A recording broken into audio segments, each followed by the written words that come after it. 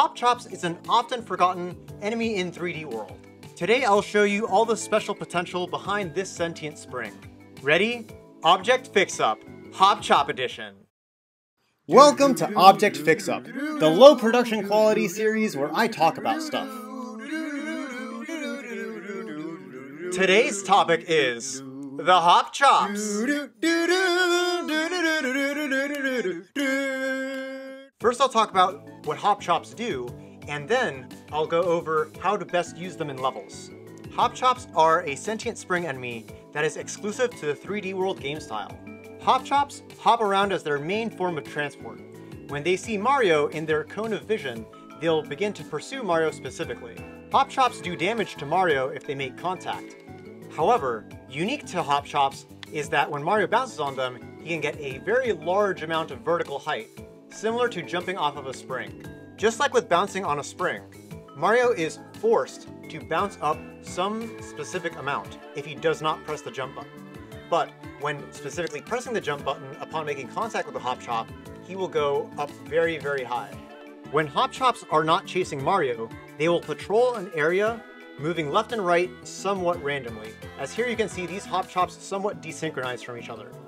They'll prefer to stay somewhat near their original spawn point, however, they can wander very far away.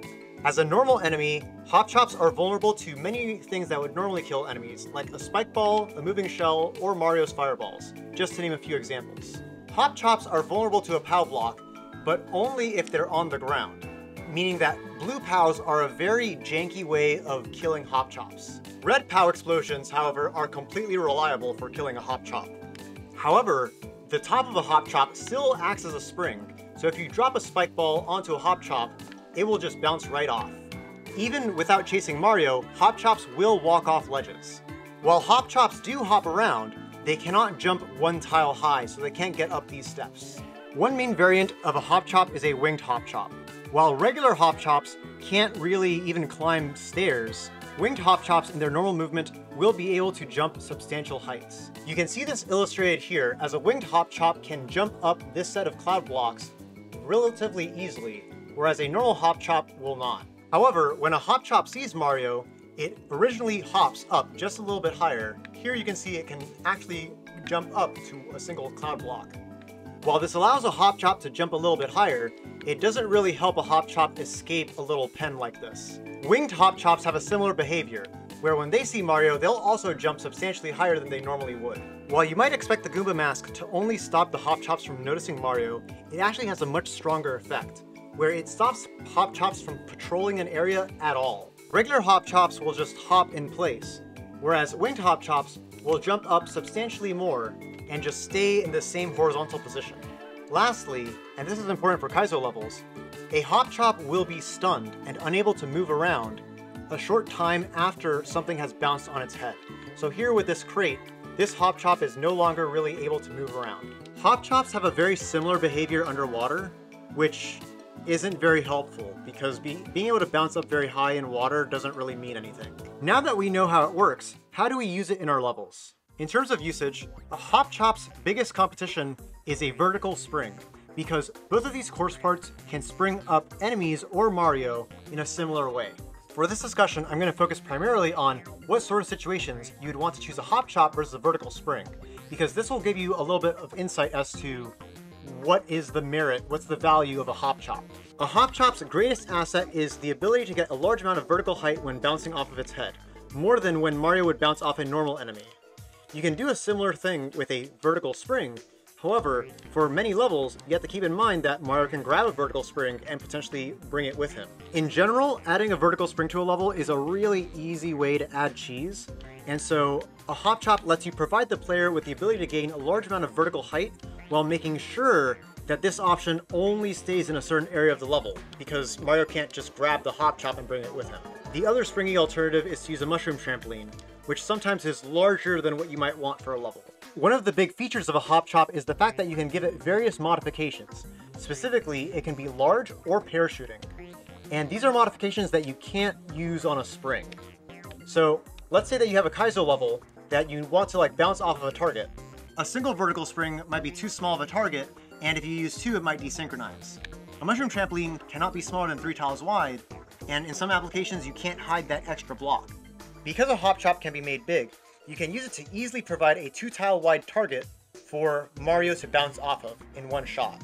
A parachute also gives a hop chop a substantial edge over a spring, as when you give an item a parachute, it will be spit out of the spawner with substantial velocity, so it'll pop out a little bit and go farther away.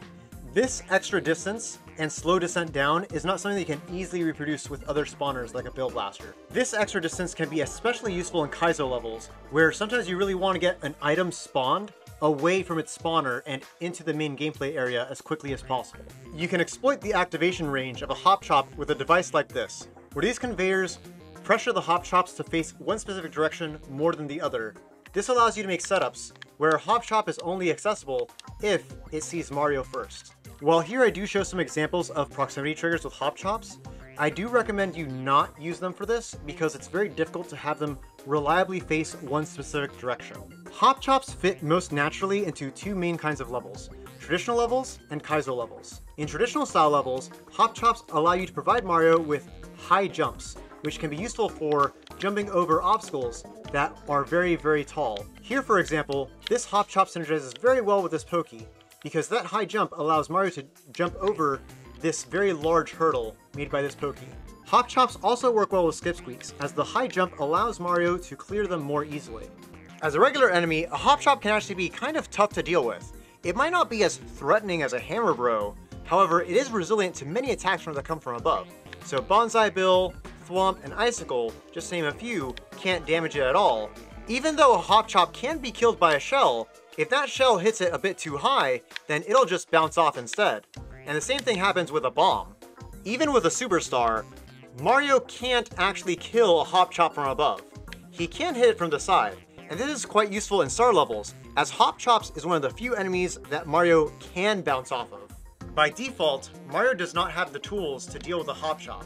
He can't kill it outright because he just bounces off its head, and a ground pound or a roll won't really kill it either. In general, this makes hop chops good for boss fights, because the only way for Mario to kill it is with something that you give him. And there's a lot of options for things that you can give Mario to allow him to kill a hop chop. You can use a shell, a POW, a spike ball, fireballs, etc. And these all serve as options for Mario to get rid of a hop chop and kill your boss. Hop chops can be useful in Kaizo levels where you want to loop back because they are vulnerable to POW explosions. Here, for example, I can set up a bounce off of a hop chop and then have a red POW explosion clear the way for Mario to move on to the next obstacle. You can also exploit the fact that hop chops get stunned on the floor after being bounced on to have everything work smoothly with a blue POW. So here, when I bounce on that hop chop, it gets stunned to the floor and the blue POW will definitely be able to hit it reliably. This is a clean setup that you cannot replicate as easily with vertical springs or mushroom trampolines. In general, the fact that a hop chop can be killed like a regular enemy lets you make all sorts of setups where you originally use the hop chop to set up a mandatory bounce, and then later a new path opens after the hop chop has been killed, either by Mario or by some contraption in your level like a spike ball. As hop chops are very similar to vertical springs, their best use case is when you need to ascend vertically very, very quickly and you don't have a whole lot of horizontal space to do it in. I've been making everything sound like all sunshine and roses when it comes to Kaizo levels, but now I have to address the elephant in the room, which is how do you control a hop chop because it moves around randomly, and it's really hard to use an item in a Kaizo level if it moves around randomly. Here I'll give you a little bit of advice of how you can control this chaos. The first trick to keep a hop chop from wandering around is by penning it up with short walls. Like here I have 1 tile wide walls to keep that hop chop penned in. However, that might be a little restrictive. Here you see you can keep a hop chop penned in with some winged spiny skip squeaks. Even if Mario jumps, they won't get out of the way. While the hop chop can break free if it sees Mario, this normally isn't a problem for Kaizo levels where Mario's going very fast, and normally you're placing hop chops very, very low because the whole point of using a hop chop is to gain a lot of vertical height. Another option is to put a hop chop on a conveyor belt so that it just can't get away. You can also consider spawning in the hop chops close to when it's actually needed so it doesn't have enough time to get away.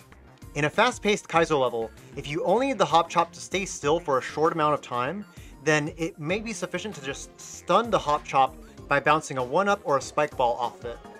This way, you can just buy a little bit more time before it can start moving.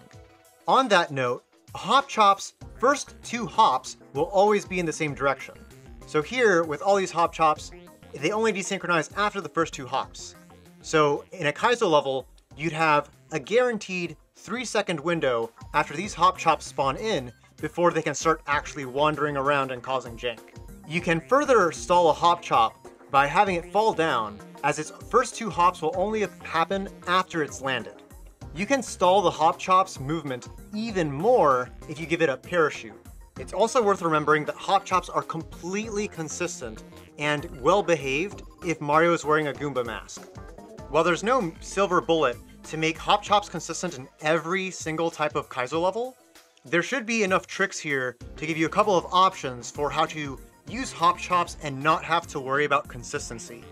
Enough theory, let's look at a real level. In this traditional level, I pair Hop Chops with very many situations where Mario would want to jump up very, very high. So here you see a larger use of Pokies, as well as some Koopas as supporting course elements, where the shell can allow you to kill both the Pokies as well as the Hop Chops, if you hit them from the side. Here I allow this setup where you can set up a bounce off of a Hop Chop to clear a large gap. Here I have another Hop Chop proximity sensor to enter this clear pipe. This setup uses the fact that when you bounce on a Hop Chop, no matter what, you're forced to have at least a small bounce. And so this platform catches you to force you to do it again if you do land on the Hop Chop at all. As Hop Chops are real enemies, it's useful in traditional style levels to provide Mario with various tools to attack Hop Chops to clear them out of his way.